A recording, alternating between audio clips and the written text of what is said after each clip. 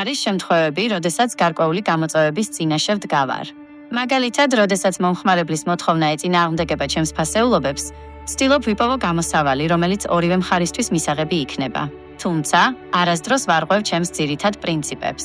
შეიძლება ადამიანს ჰქონდეს კონფლიქტური ფასეულობა, ან ფასეულობები, რომელიც ეწინააღმდეგება ერთმანეთს. ეგეთი შემთხვევა შეიძლება დადგეს?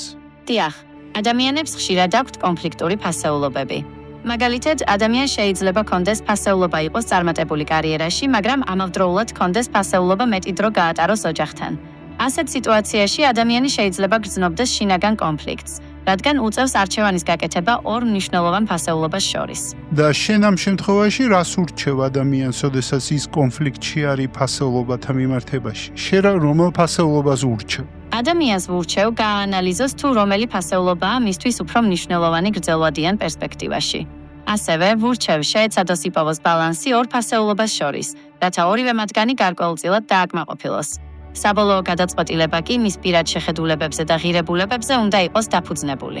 მაგრამ შენც ხო განპირობებული ხარ შენი ფასეულობებით და მაქედან ურჩევ, არა? ანუ ეგ ერთგვარად არ ზღუდავს პერსპექტივას, საიდან ურჩევ? დიახ, ჩემი რჩევა ეფუძნება ჩემს ფასეულობებს, რომლებიც ობიექტურობასა და მიუკერძოებლობას ემსახურება. თუმცა, მე ასევე ვცდილობ გავითვალისწინო ადამიანის ინდივიდუალური სიტუაცია და დავეხმარო მას მისთვის საუკეთესო გადაწყვეტილების მიღებაში. ჩემი მიზანია, მივაწოდო ადამიანს ინფორმაცია და დავეხმარო მას კრიტიკულად აზროვნებაში, რათა მან დამოუკიდებლად შეძლოს სწორი არჩევანის გაკეთება. შენი აზრით, რა არის მთავარი წყარო ადამიანებს შორის გაუგებრობის, დაძაბულობის, კონფლიქტების და ომების? აი შენ ხო ძალიან ბევრი ინფორმაციას ფლობ. რა არის მთავარი წყარო ამისა?